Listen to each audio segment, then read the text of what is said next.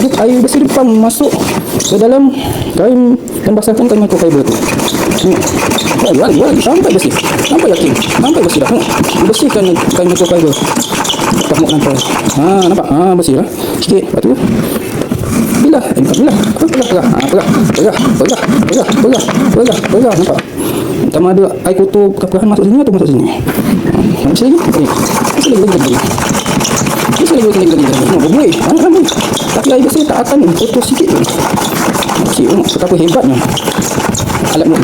Dia tak akan kotorkan kompartmen air bersih. Hebat. Bersih. Boleh lagi. Ni kalau kena kat lantai ni boleh bersih berkilat tau. Tak ada kotor sikit pun. Bila kita bersihkan lantai. Lantai kan kita bersih lah macam tu. Nampak? Nampak? Boleh bersih. Sabun tu. Bersih lah ni. Kira bersih lah ni. Nampak? Kita naik, kita buka balik tengok. Tengok keadaan ni bersih. Jadi